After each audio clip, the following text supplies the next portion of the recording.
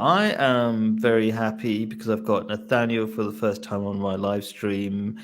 Nathaniel, are you a Catholic? Is that right? Yes, I'm a Roman Catholic and Irish ancestry, American. Oh, 6 generations. interesting. It's horrible. Wow. Our people are exiled here, but here I am.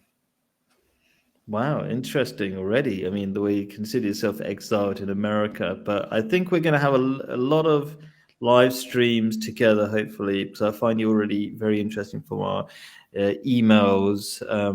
One reason why, without too much of a long introduction, I find you interesting is because you're against usury or the use of interest on loans, which most people consider just normal. And I Oh know yeah. it's against biblical teachings in many ways. I mean, I'm not going to, maybe we'll talk about that in a bit.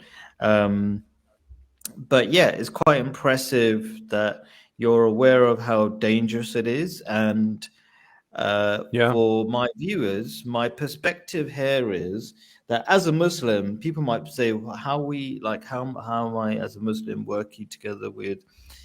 I don't know if you consider us working together in any way, but I've done a similar stream with Michael Jones with this idea of working together with whoever against the great evils and difficulties that the world is facing at the moment. Oh yeah. And my objective is just get people closer to God and help people, help humanity, whoever it is, in whichever way. That's all that matters to me as a Muslim.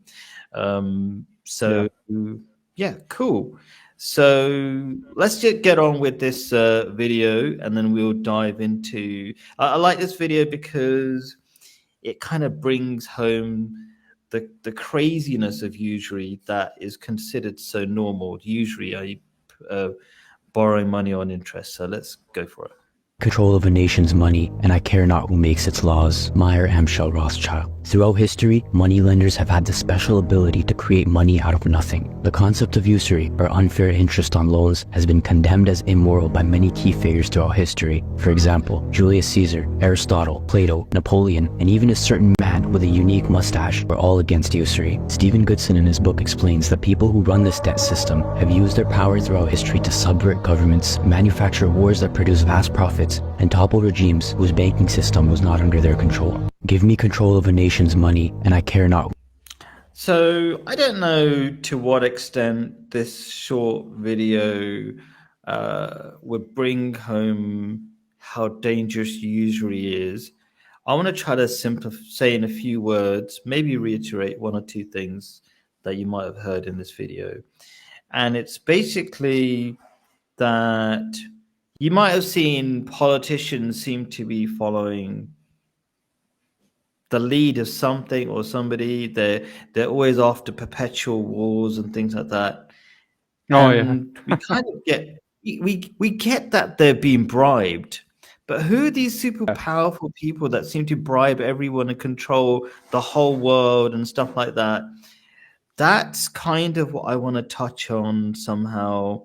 And like you might, I just want to bring, and this is as a Muslim. Actually, let me just kind of zoom out a little bit. They said, Aristotle and all these different people, Hitler, etc., were against usury.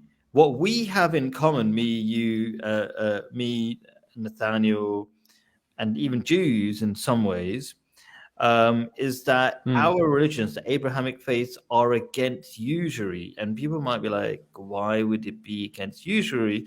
Usually, this borrowing money on interest, which is considered normal nowadays, like everybody does it. That's how you buy a house.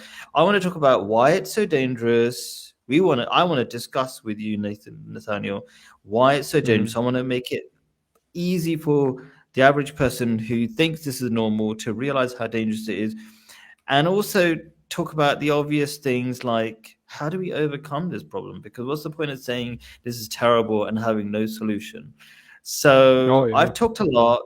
I want to give you a chance to talk and say whatever you feel for a bit, and then we'll go on for it. Well, thank you. Yeah.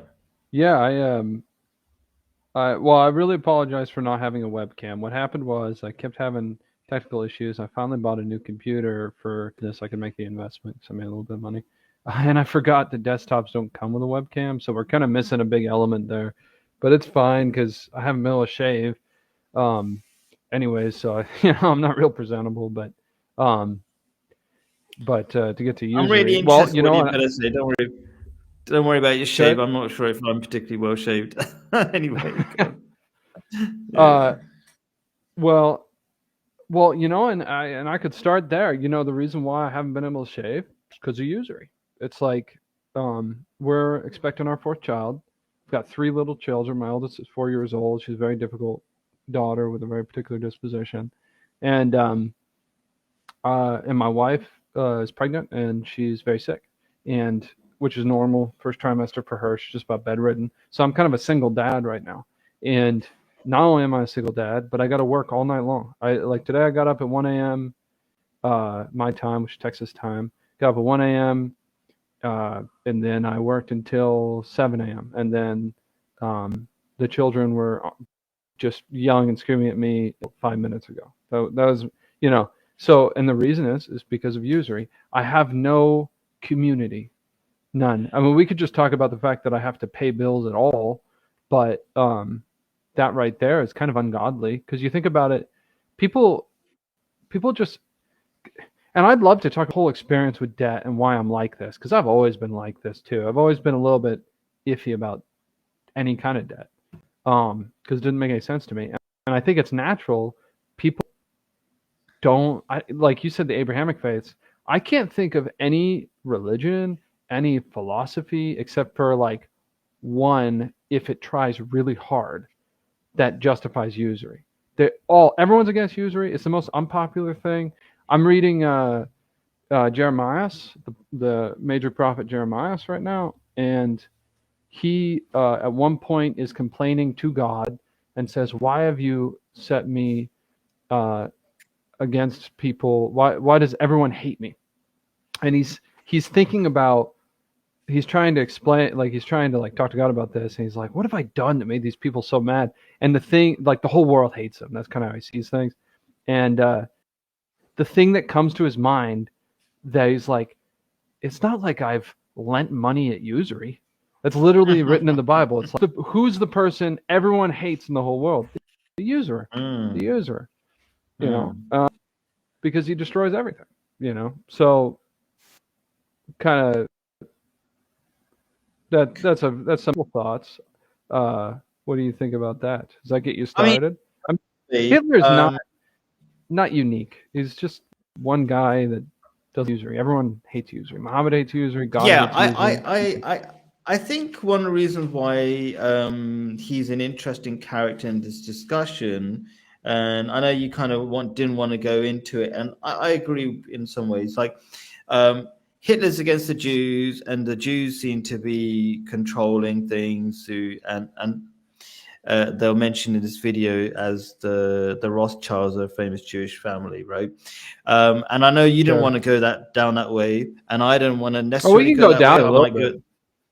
I don't mind. We can go down. Okay, I'll tell you what. There's pros and cons in going down a certain angle. Okay, so you go. Okay, let's get to the truth. Okay, fine.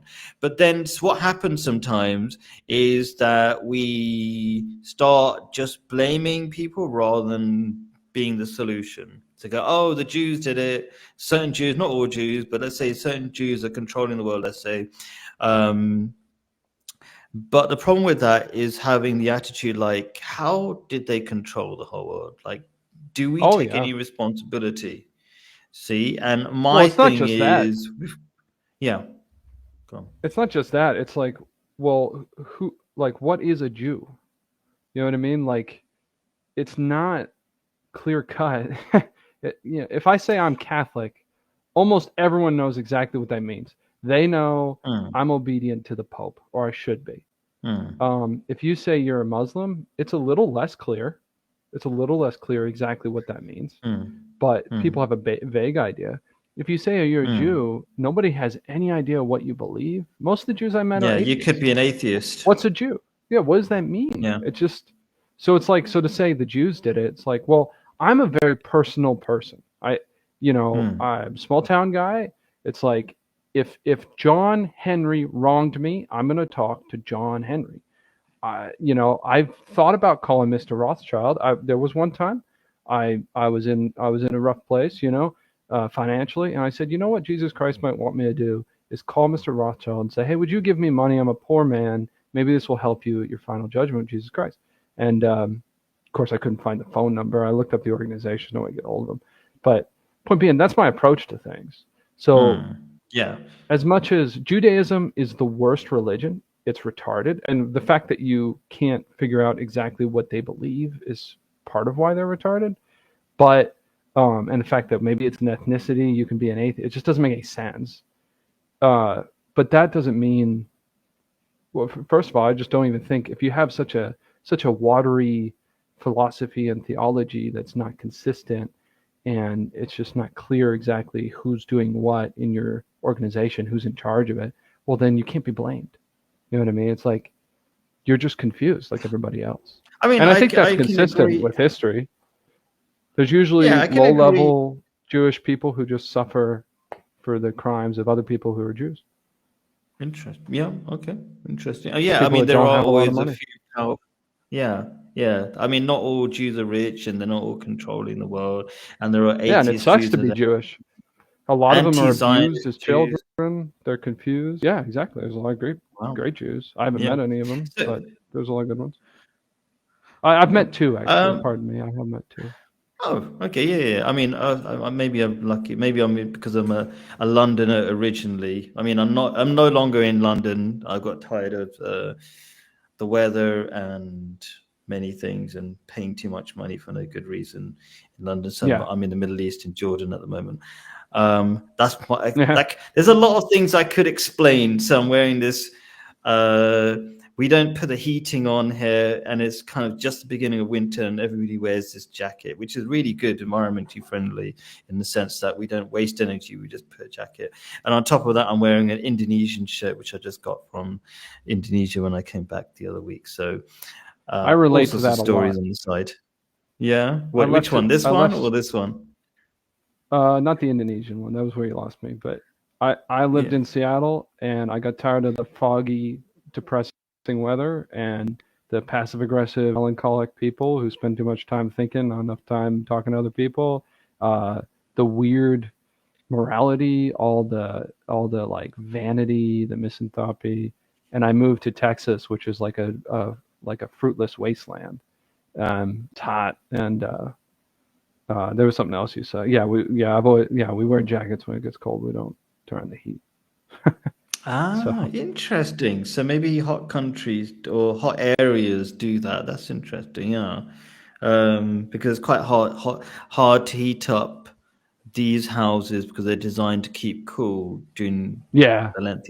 They're spread out. Yeah, exactly. Yeah.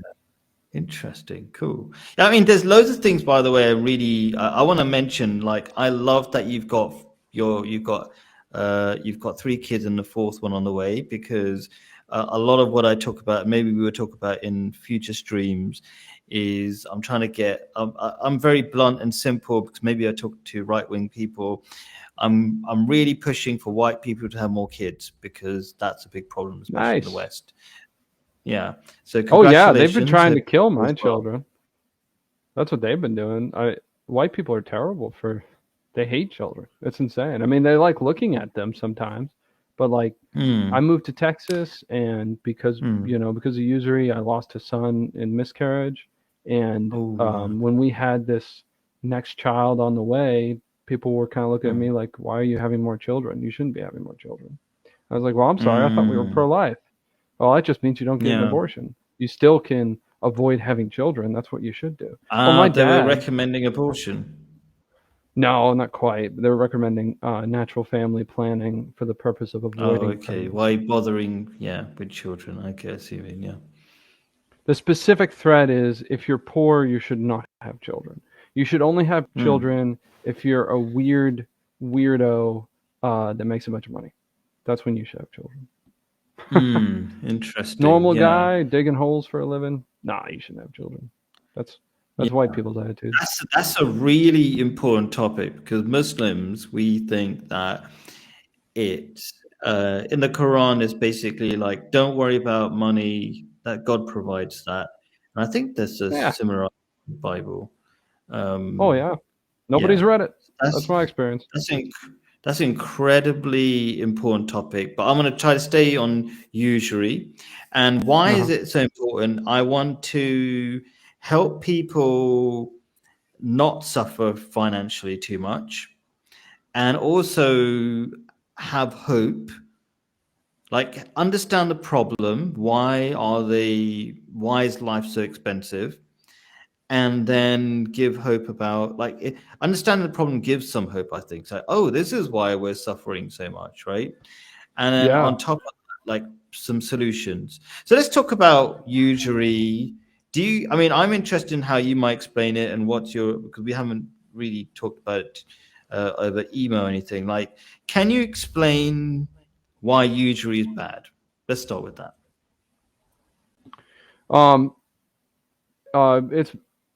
It's bad on the face of it. We live in a pretty complex time where usury has been going on for so many hundreds of years because of England that you almost go down the wrong path when you start talking about it as a personal sin, because that's not really relevant. Like the usury that we suffer under is caused by people that are long dead.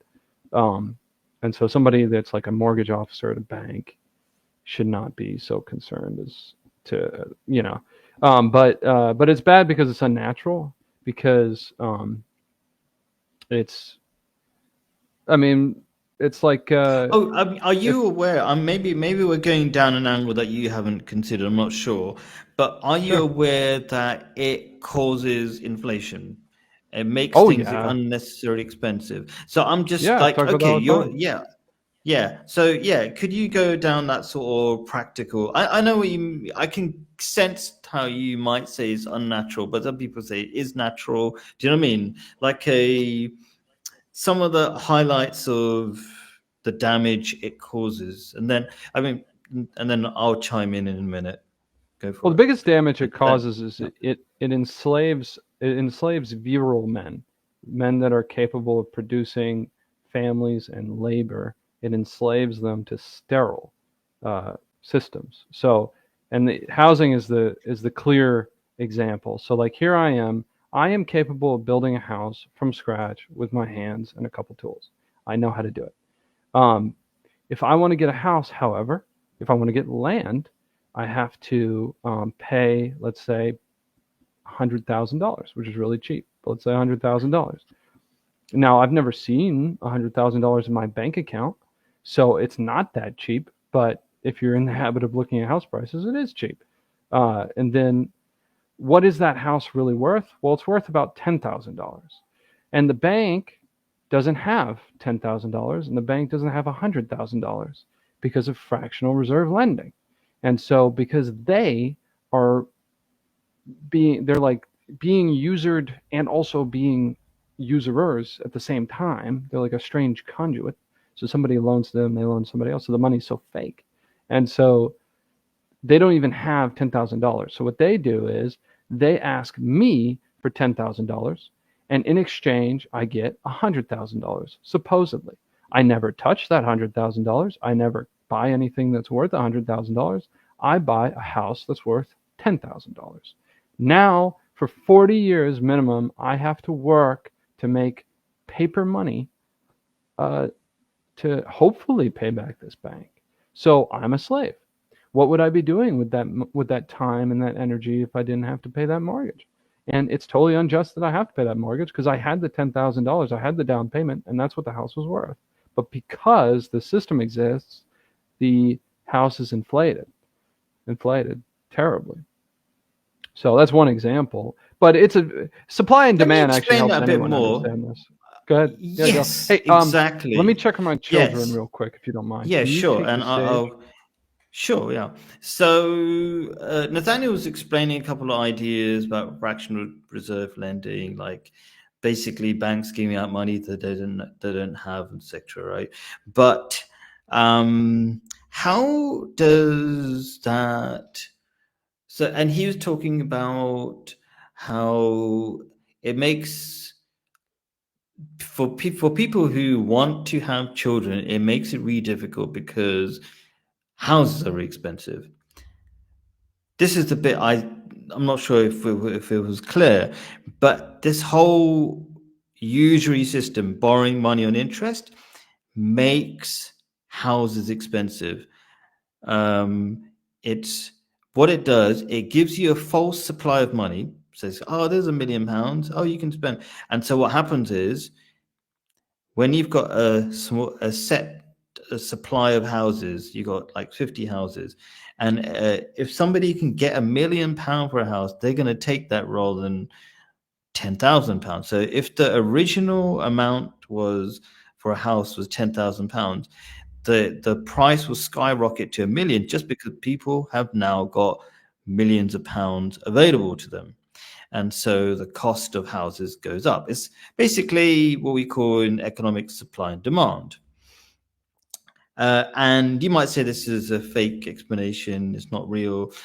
Actually,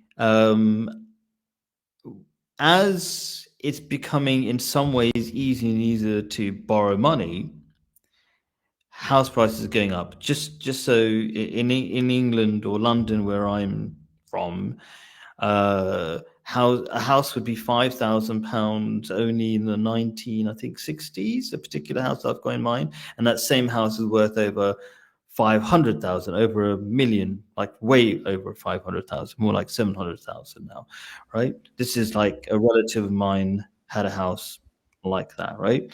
So over what 50, 60 years, maybe more, the value of a house has gone up by 100 times. So I'm not sure if you heard Nathaniel, because I can hear you in the background a little bit now. Yeah, I just ran back here. I was giving a practical example in London where a relative of mine bought a house I think in the 1960s in London for about 5,000, and now it's worth way over £500,000. And that's the effect of.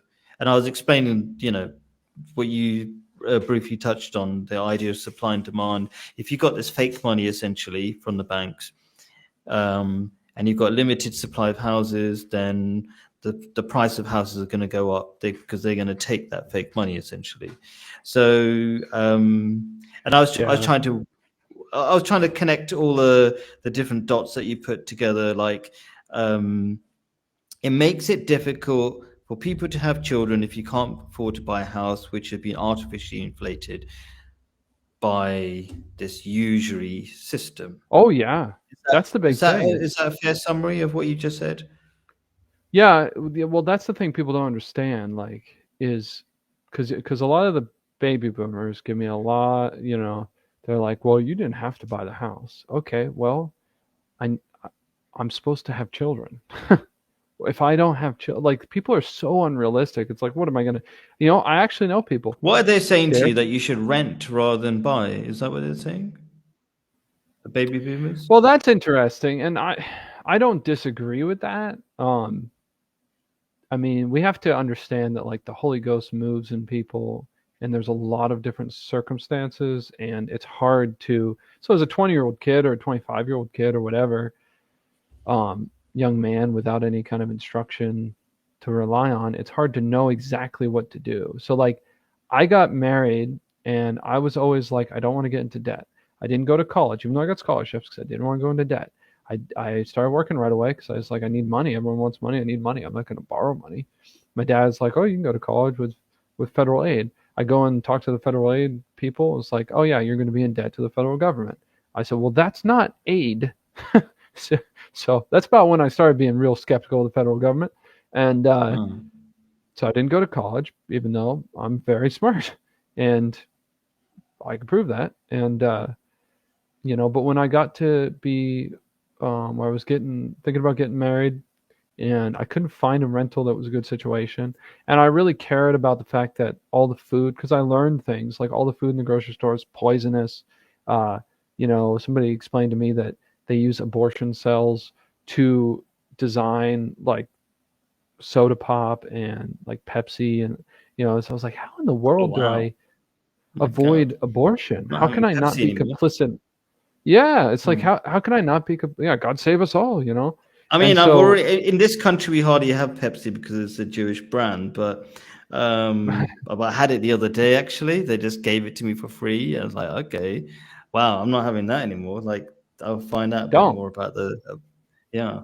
Yeah, it's It's pretty much tough everything. anyway. So my I'm trying to, yeah, I'm trying to avoid fake fizzy drinks, etc. But anyway, you were saying, Yeah, well, I brew my own beer and stuff. So I mean, I've made my own root beer. It's not that complicated too. Once you figure it out, it's like it's not super. God made food and drink actually really simple and easy. Um, it's really just marketing. It's all marketing. Like we're buying things that we don't have to buy, but then the law kind of catches up and forces you to do these things. Um, or they take away your children. You know, and that's the other thing. Like I had somebody that I know that good, Christian man trying to raise children and doesn't want to be involved in usury and is just trying to work an honest job. And so his family's living in a camper because that's what they can afford. Well, CPS is calling wow. on So them. it's not just you. Are you because I was kind of shocked in a way, like as a Muslim or Muslims generally, we're like, oh my gosh, usury is a terrible thing. But I'm not used to hearing Christians or just generally white people say it's a terrible thing and avoid it.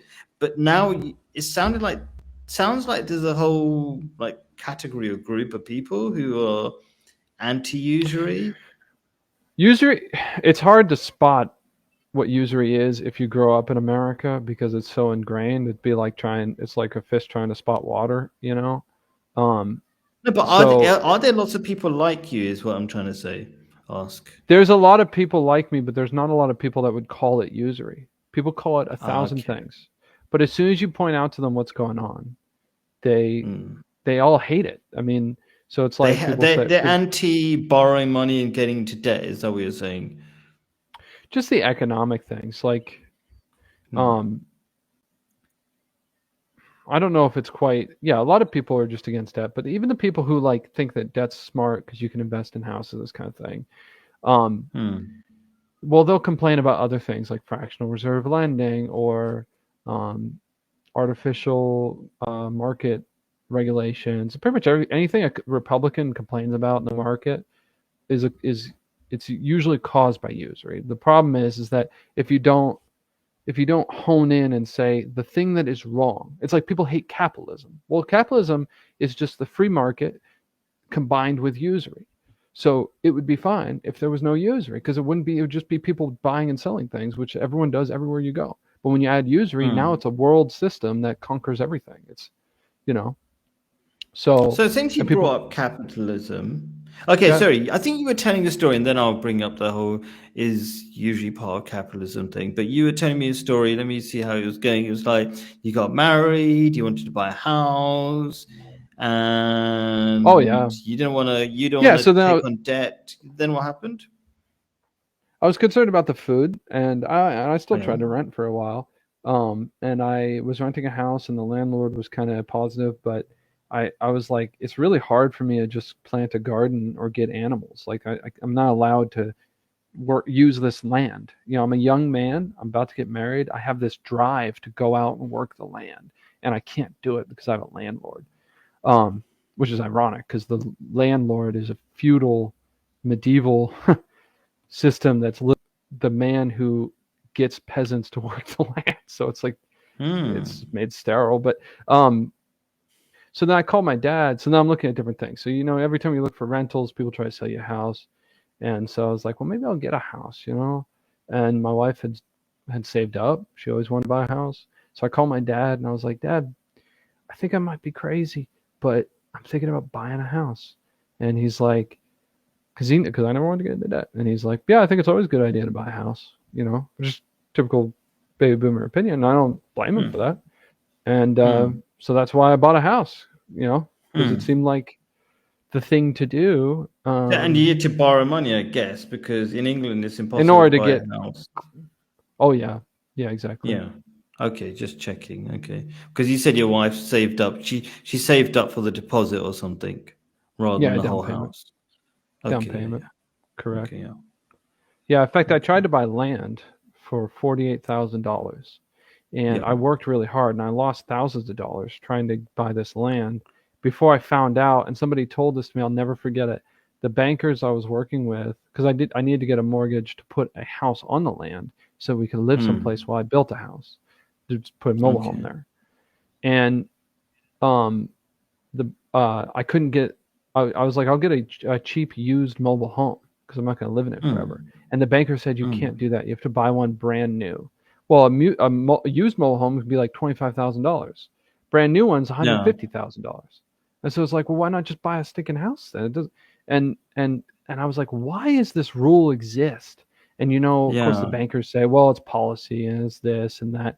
And then you ask some Southern boy, and he's like, oh, it's because if they repossess your house, they need to make sure it hurts you. That's why. Because they can't repossess land. How are they going to kick you out of the land? Or maybe they just need you to borrow money, and maybe I don't know, a mobile home. Possibly you could possibly save up for it, but it's pretty much impossible to save up for, I don't know, $150,000 for an average person, unless you're super rich already, sort of thing. And then you wouldn't. Yeah, not while you're trying to have children, which is what you're supposed to do at 20 years old. Maybe if you're Well, I love that. I love that you got married at 20 years old. People don't even get married till they're 30. I mean, white people don't, or Westerners don't. I got married at 23. How old were you? I was it was 2019, so I was 24 years old. Oh, you're quite young. How old are you? I'm 30. Oh, okay. Maybe 2019 just feels like yesterday's to me. I'm 45. How old are your children? My eldest child is 20. Oh, okay. And my youngest is 5. Children? Yeah, Nice. I've got a 20-year-old, an 18-year-old, 18-year-old, a 13-year-old, a 5-year-old. My last one passed away about 2 years ago. So that's okay. I'm still I just was wondering because I noticed that in my mind at 2019, history stops, time stops, and now I'm like back on the internet 5 years later, and I'm like, oh, a lot's changed. I didn't realize 5 years went by because I was just raising children. You know what I mean? Yeah. So it's just disconnected. Yeah, it's so busy, right? Okay, so I want to dig into this usury thing. So you talked about the story and like how you want, like you're already a fascinating personality because like you can build a house, and I think we should go into that at some point because people are trying to escape the rat race, and that could be a mechanism like, oh, build your own house.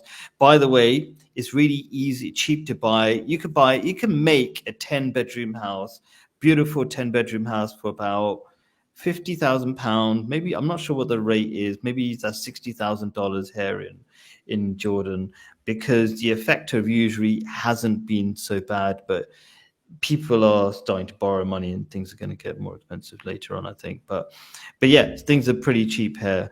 We talked about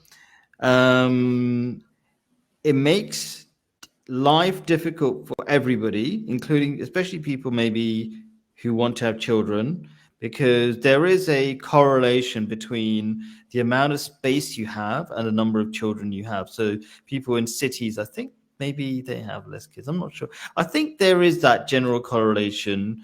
But having said that, it's usually poorer people who have very little space that have more kids, actually. I don't know if you've noticed that. I've noticed that even here in Jordan, people like taxi drivers would have 6 kids or 7 kids, and they would have like a tiny place to live. But people who are super rich, like they just have maybe 2 kids or less even. Yeah, I think that's because of the unnatural way economics works, where economics is supposed to be management of the household, but because of these systems, it just favors people not having children. But, well, God designed nature, and so everything outside of economics encourages people to have children, and then they're kind of like punished by the economy. So I think it's the other way around. I think because people have a lot of children, they have small spaces, but they're going to have a lot of children anyways because God is powerful, and that's how He designed it to work. That's what Yeah, I I think. mean, yeah. I'm just going to get my earphone. I'll ask you a question, and I can still be able to hear it. I've got one earphone. Nice. Just dropped down the floor. The question would be, can you explain why? And this is an important question because it's a way of. I think sometimes, let's be harsh a little bit. Sometimes we make excuses and we blame the world and say it's all difficult, and that's why we can't have children, blah blah blah. And I can understand that it is difficult, but how comes my experience?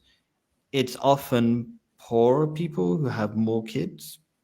How comes like that? That goes against the logic that it's all the overlords, economic overlords that are controlling how many kids we have. Could you explain that maybe? And then when I grab my earphone. Well, I mean, I kind of answered that already, but I'll say that I think virtue is the thing to understand, and there are certain men. God designs us all to be virtuous saints, but virtue has great variety to it, and I call there's certain type of men that are extremely, and this is a this is how men should be, but they're extremely fruitful, and they want to risk a lot of things, and so because they understand that's what life is for. It's not for avoiding trouble. And I think that's probably a normal trait. I think most men are like that. And the younger they are, the more they're like that. Um, Not every man, though. There are some that aren't. And so I think that ultimately, whatever the overlords do or whatever like that, it will have effects. It killed my son. But a guy like me is just like, oh, well, I want more children. And I'm going to go and try to make sure other people don't suffer this because I'm a man who loves God. You know what I mean? And so it's probably the poor. I think also too, if you're poor, most poor people understand that they can't, even if they worship money, especially if they're like sincerely, like they've tried to survive and they just haven't turned out anything good. They failed at things a lot. They understand that like even if they worship money and make the sacrifices you need to make a lot of money, they probably aren't going to get as much money as they want. And so it's just not enough to scare them from doing things that do matter. And then they want to be better people. And it's at least common in America to understand that having more children it pushes you to virtue. It's kind Oh, of similar. A really? lot of people join the military for that reason too. Okay, yeah. So I get it. So I mean, generally, from a religious point of view, it's the poorer who are closer to God anyway. And Oh there's yeah, similar sayings in the Bible. I actually get Islamic and Bible teaching sometimes mixed up because they're so similar. Was it like it's harder for a fat man to go through an eye of a needle to camel, get to the a camel to go through an eye of a needle than a fat man to go to heaven? Was it something similar to a that? rich man. A rich man. Okay. So it's a similar idea, right? So, yeah, so poorer people are somehow closer to God and therefore they do more godly things like having kids and they don't worship. So, they don't worship money, but also other false gods that stop them from having kids. Like, for example, rich people think they have to have private education, they have to have this, they have to, and they won't have kids Oh yeah. unless they have a million, I would say, unnecessary things and even debilitating things. Because if you over pamper your children, they become useless, and you see that pattern in rich families. They kind of go downhill afterwards. So yeah, okay. So I keep thinking, how do we keep on track? There's lots of these side conversations that Well, are maybe important as we should well. And talk about how go to on. actually fix it. Because you wanted to keep it Yes, to an let's talk hour. We've about got that. about 10 minutes. Yes, What do you think we exactly. can do? So okay, so the Quran, and I've got a link to the verse of the Quran that talks about the dangers of interest and how it makes you essentially evil or satanic. or gives you satanic, like a satanic mindset of being greedy, etc., says that interest is not the same as trading. It's not part of, let's say, uh, also what was the Business. obvious It's not business. Exactly. Yeah, it's not it's not business, right? It's not productive. And what is business, according to Islam, is you don't lend money with the condition that you necessarily will get money back. That's interest. Well, the opposite of that is investment. It's profit sharing. So yeah, you can call it yeah, exactly, profit sharing. Basically, the problem with I'm gonna go into a few angles here. Problem with lending money on interest when you're guaranteed to win is that you don't care if it's when the bank gives that money, they don't care if you can pay it back or not, because they're going to win something. They're going to get your house, or they're going to get something. You're going to get something on the cheap, right? It's a win-win. An interesting note. Yeah. An interesting note about that. And the Englishman Adam Smith has done a lot of things bad for us, and he is the one who started calling it interest, and it was called usury before. And what interest means originally is your stake in a business. So it's like, I have an interest in this butcher shop.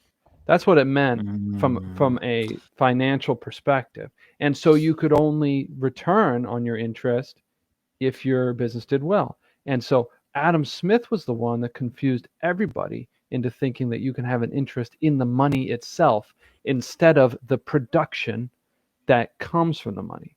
And that's why it becomes sterile. And that's why, I mean, the church fathers compare it to sodomy, because it's just taking the natural things of man that are fruitful and turning them into themselves so that they're not fruitful. Sure.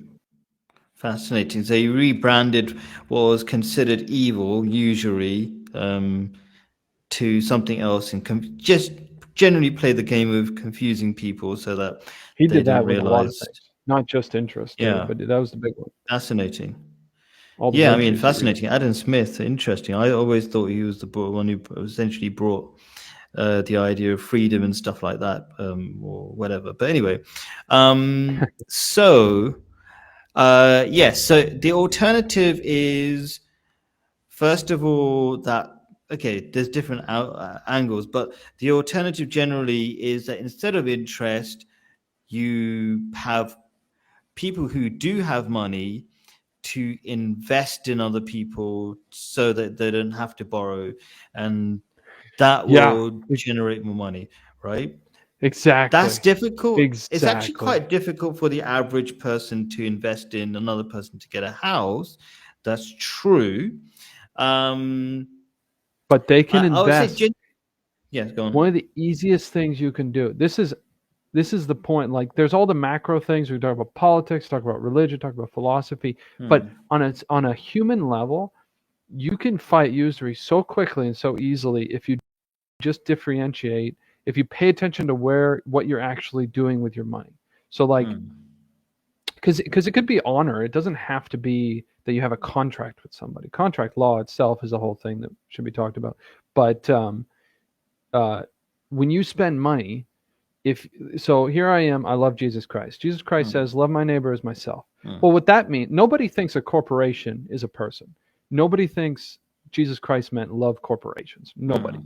And so what that means is, if I can go to Take 5 oil change and get an oil change, I'll spend $30. $30 is gone, sterile, gone.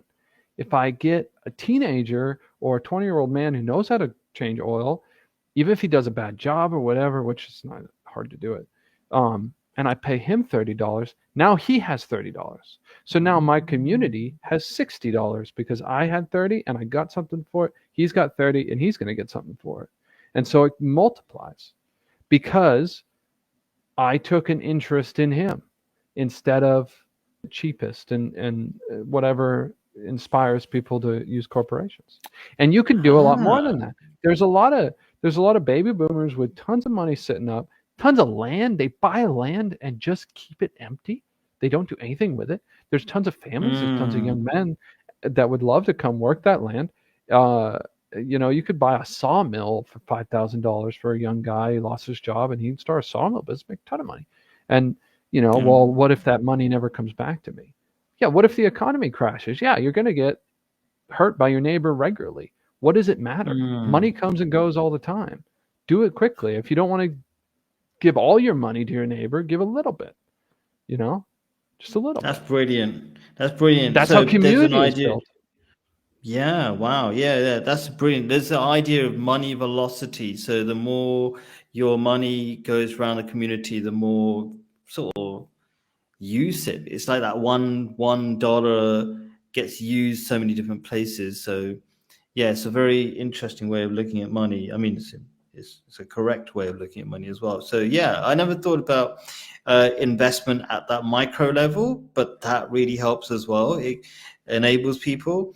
So there's that level, and then there's the other personal level that I think it's really important to do, which is you've been talking about trying not to borrow money. Don't make it a habit because it's so deadly if you can avoid it. Don't take like personal loans to buy random things, not random things, but I know people even here, because it's becoming popular. And I say even here, I'm in a Muslim country where usually looked down on, and is becoming normalized here as well, which is really sad.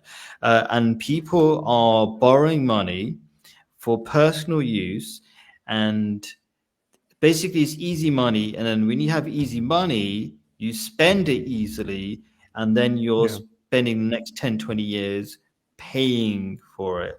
So it's like, it's deadly. It's how can I describe it? Like, maybe it's like gambling or something. It's like you get something really easily and you go, oh, I've got it, whoa, and then it just disappears and you're paying for it for ages. I'm not sure if it's like gambling, but I'm trying to think of something equivalent. But it's so, it's the Quran talks about it in a way that it's a satanic mindset. So you think you've got something, but it makes you greedy, it makes you spend your future. It's a really deadly thing. So in short, what I'm trying to say is there are ways to combat usury. If you don't borrow money, you make these people who are controlling you less powerful because you're not indulging in it. People say things like, oh, living in your parents' home is a terrible thing, whatever. Why is it? The lack of community is why people borrow money. There's nothing wrong with it, but it's the lack of community. That's interesting. So I want to go into that maybe. What do you mean that there's a lack of community? I mean, I'm kind of aware in the West that people are very individualistic and stuff like that. But can you go into that a little bit? Because I'm not sure what you mean. Yeah, well, America's the origins of it. It's this idea that every man's home is his castle, that every man's got to make his own way in life. It's like, that's so insane. And so and what that does, well, okay, so if every man's home is his castle, that means everybody's got to do what a king does, and also defend themselves from all the other kings. And that's actually what's happening. The American economy is essentially brigandages. You go into town, everyone tries to rob you all day long. That's that's what it is. You bring your own clothes and you bring your own weapons and you try to rob your neighbor all day long. That's how you make it in America. Trick them into giving you your money. You bamboozle them, or you force them to give you your money. That's literally how the economy works. And it You really mean has that to do everybody's with, trying to sell something to somebody, and they're literally trying to rob you? Which one? What do you mean? oh, both. I mean, both. I mean, Both, everywhere. Yeah. what does a robber on the highway do? He tries to trick you first. I mean, it's like, he tries to sell you some garbage or what. It's literally both. But it's like, you go into a movie theater, you can't bring your own food, or you drive, like I'll drive to the Dallas airport and I can't get out of the airport unless I pay them money. That's an example. So it's sort of capitalism on drugs. Everything's about making money, and life is just about making money. And you're trying to be a king, and you're trying to get stuff out of everybody else, and you're trying to win. And it's just a ugly competition. There's no community to just everybody competing, and then on top of that, you're buying a house that you don't need to buy a house because it's just this kind of thing that you were sold in America, this idea that you were sold that everybody's got to have a house and big house and stuff like that. Is that the idea? I don't think it's as much the people buying the house. So it's antecedent to or antecedent to the capitalism is before that it was a problem with fatherhood. So, and I could talk about England and England separating from the church, which is a big deal. But it's more clear if you look at America, because America is literally the United States of America, the bastard son of England, is literally descendant from people who left their fathers to go out on their own. That's what it is. And it's equated to Joshua coming into the Holy Land, but Joshua brought his wife and children and his father, as best he could to the Holy Land. His father died in the way. But point being, point being, this idea of leaving your father. The place you're supposed to get your house from is your father. That's who you're supposed to get your house from, not from the banker. So that's why I say people borrow money because of a lack of community. Well, my father... is it a lack of community or lack of family, therefore? Because if you're supposed to get it from your father and you're not getting it from your father, what's happening? Yeah, well, all those things are tied up. It's like, it's like the Bible says, God the Father, from whom every family in the earth gets its name, or something like that. It's like, so the first thing is God the Father and the principle of paternity. And from there, you get family, and which is, like the Trinity.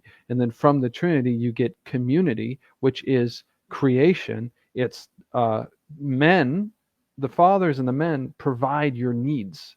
They provide the land that feeds you. That's what patriotism is, the love of your father's land, patria. And whereas you have society that's more feminine, and that's a little bit different. It's not about your basic, like feeding your body, and you're supposed to get that from your father. And that's really clear in the Bible because of the Jubilee Law. What does the Jubilee Law do? Not only are all debts forgiven, not only are all slaves set free, but every man returns to his father's land, to his original country, and receives his property that his father was going to give to him. If it was sold or whatever, every 70 years, he goes back to the land. And that's how it was supposed to be in the beginning with Adam and Eve. Adam had land, and Cain was going to get the land. Adam was the king and was going to direct Cain to get this land. That's why Cain's punishment was to be a wanderer. And then he didn't have land. And what he did is he built the first city, So these things are very deep, Philip, from a theological, mystical standpoint. But it's the abandonment of the father that happened generations ago now leads to the fact that fathers abandon their sons. And that's why my generation can't get houses, because our fathers can't help us or won't help us. It's one or the other, or both. But I do want to ask you this. I want to ask you a religious question. Yeah, ask me a few questions. Because you're a Muslim, right? Yeah. And you love Jesus Christ. Is that correct? Yes, as a prophet. Yes. So Jesus Christ taught the Our Father, right? The prayer, Our Father. Yeah. I mean, I don't know, but I know it, kind of thing. I just wanted to know if you can pray it. I think we have an equivalent called a Surah Fatiha. I mean, if you can remind me, because I kind of know it, like it's a song. It sounds terrible. It's like I know it, but I don't know it, sort of thing. So, Our Father in heaven, something or other. Can you say it, and then I'll tell you equivalent in Islam. I would love to do that because 3 o'clock. It's 3 o'clock in my time right now, according to London bankers. Yeah. And it's not 3 hours past the middle of the sky, but it's 3 o'clock. And I always pray the Our Father at 3 o'clock because it's the hour Jesus Christ died. It's 3 o'clock. Okay. So, Our Father who art in heaven, hallowed be thy name. Thy kingdom come, thy will be done on earth as it is in heaven. Give us this day our daily bread. Forgive us our debts, as we forgive our debtors. Lead us not into temptation, but deliver us from evil. Amen.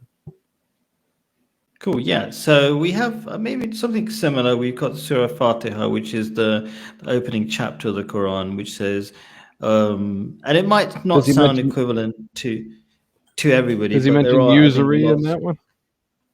It doesn't mention usury, though. No. But Jesus Christ did.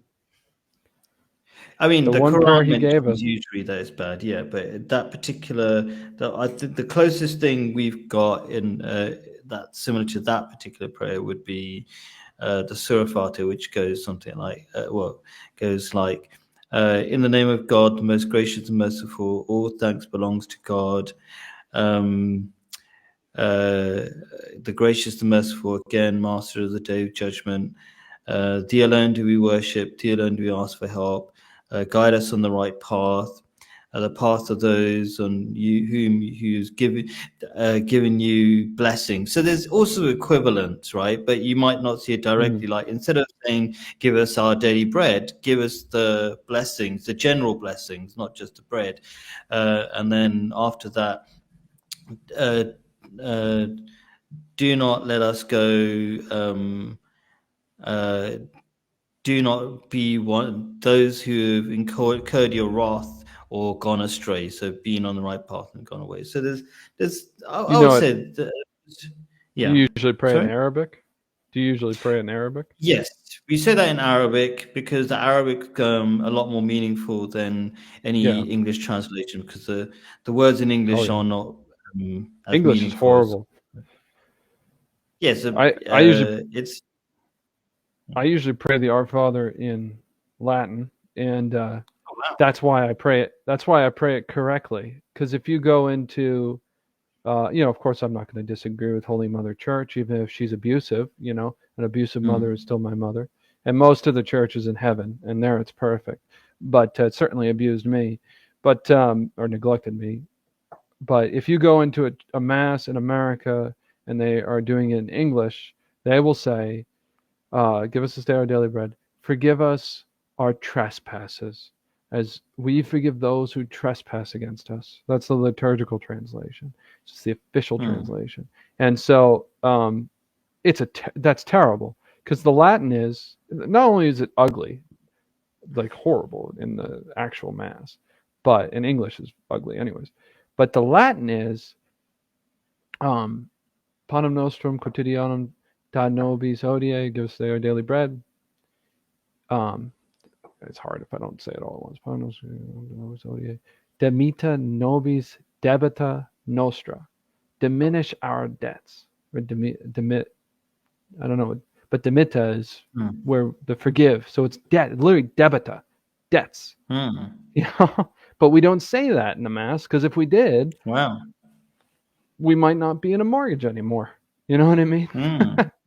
Because we say forgive us our debts because the church, Catholics are supposed to remember continually all day long whenever they pray to our Father that if you have somebody in debt to you, so let's say you gave money to some young man because you believed in him and he wasted the money, he didn't get back to you, he's lazy. It's like, well, how much have you treated God that way? That's what we're supposed to remember. And he uses the word debt. And of course, nobody uses that anymore. Wow, that's very interesting. Yeah. Yeah, Catholicism is an extremely practical religion. It takes a lot to confuse people as much as they're confused now. Okay. Bread, money. Those are two things Jesus Christ mentioned in that prayer. Bread and then money. First you worship God, and he says, we need to figure out bread and we need to figure out money. I see. Very practical. Yeah. Okay. I'm trying to find a way of wrapping this up because I want to keep to the hour. God bless. I suppose, why don't you, God bless you too. Can you wrap it up in your own few words and I'll wrap up some final thoughts on this topic that might help in a way that might help the viewers as much as possible in a minute or so. I think in America, in the West, the situation is so advanced and so bad. And this is one of the reasons why I highlight the fact that forgive us our debts thing. Like the money itself, the bank note is a note of debt. It says the bank is in debt to me. So usury is so deeply ingrained, and the effects of usury are so universal that, like, the worst thing is when someone's like, oh, well, I made money selling houses, so you must hate me and stuff like that. It's really distracting from how to actually solve the problems.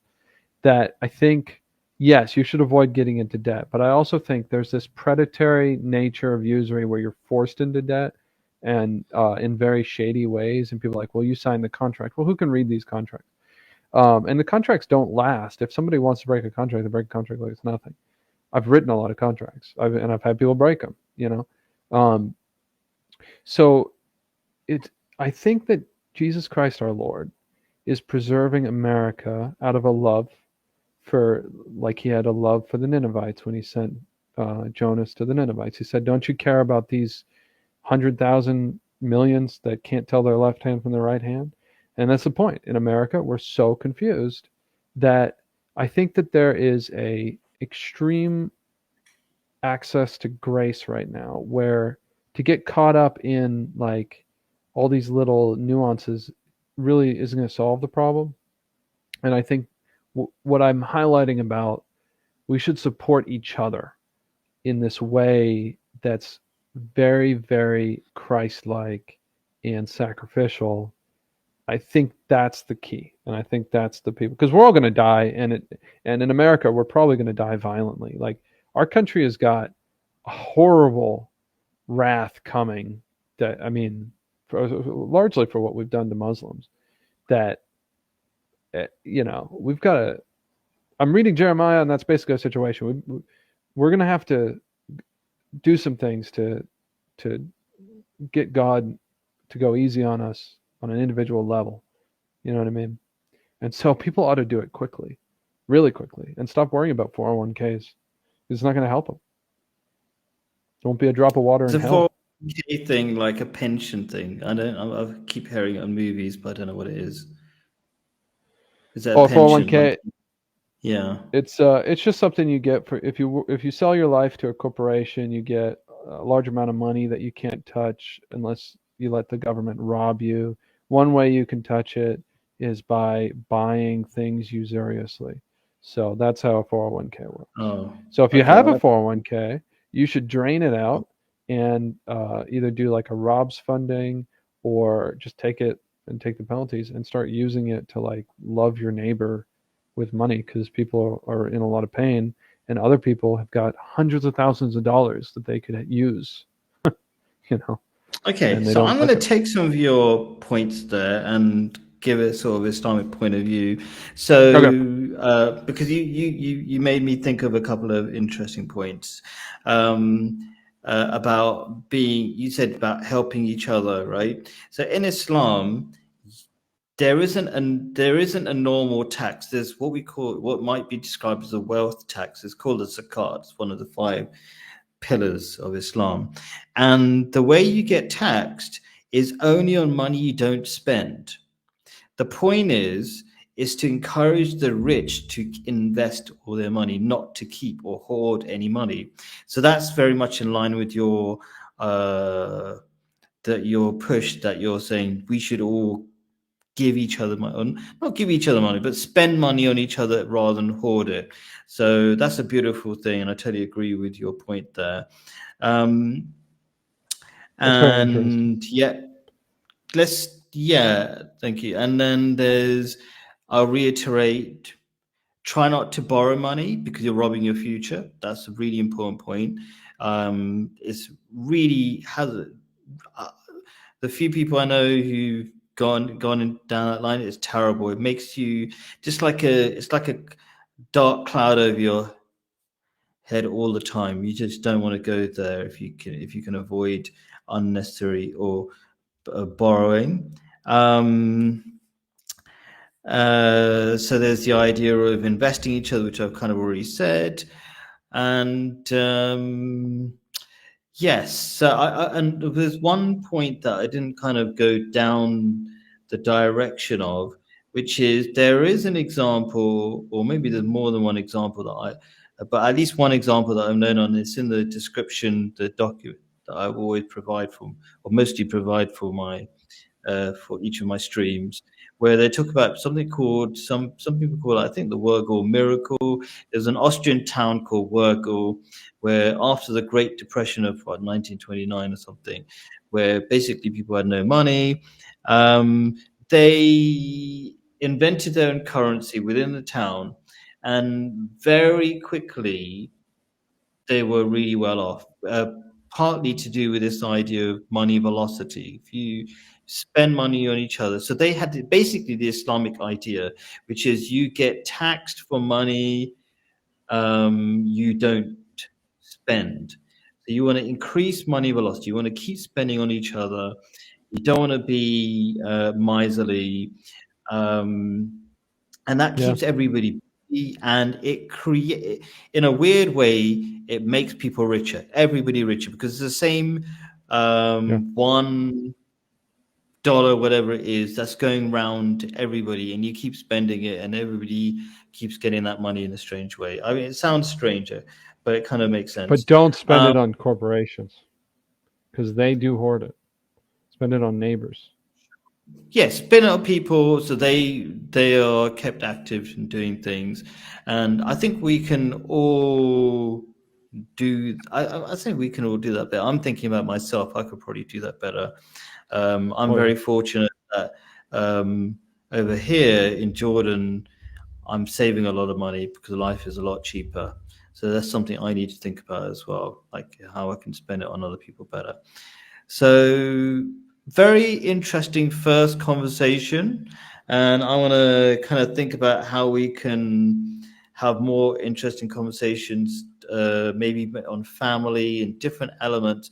I want to talk about, if people know my kind of content, I want to talk about things that will sound super racist, but I love sounding racist because it makes me laugh in a way. And maybe I talk to right-wing people all the time and they don't really care about this thing.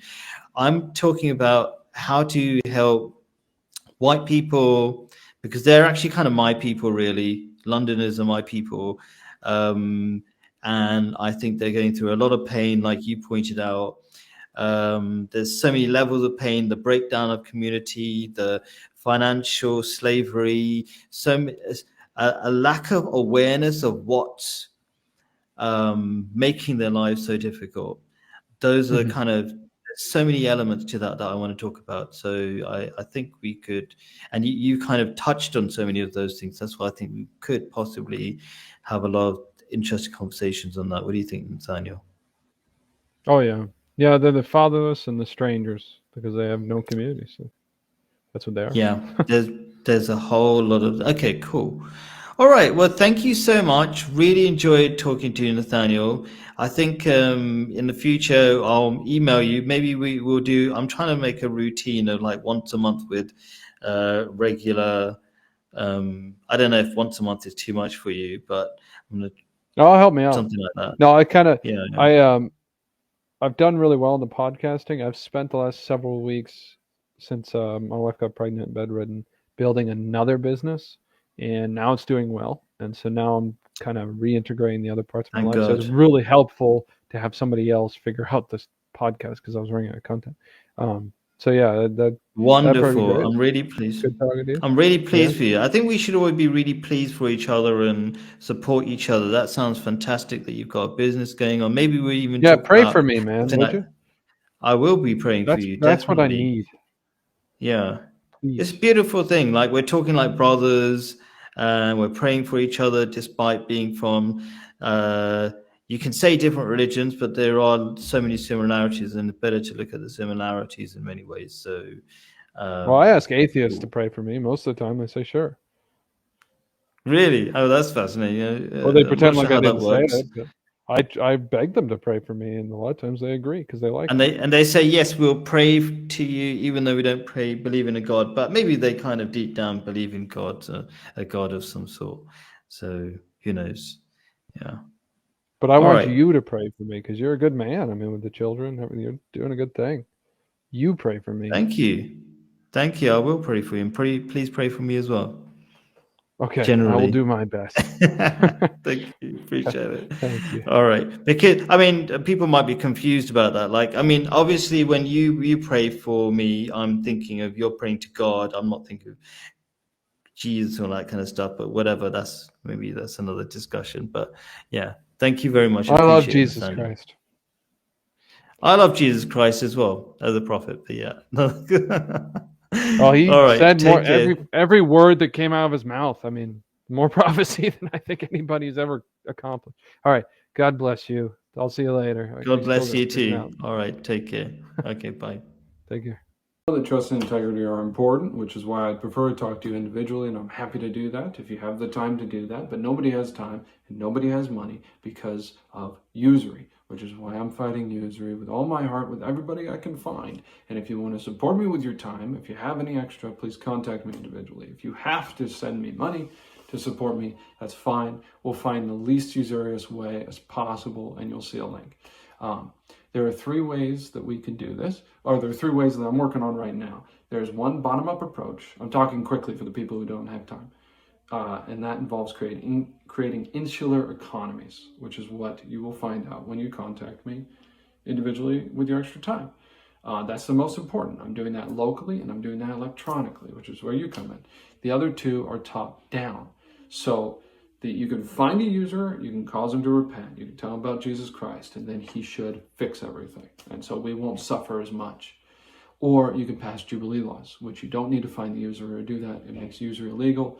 It benefits everybody who is struggling, and it will punish users or anybody who commits usury. So, which is not the people you think. Nobody knows who they are. So don't worry about you being affected by that. But I'm doing the first one. I'm researching the other 2, and I'm glad to hear your thoughts.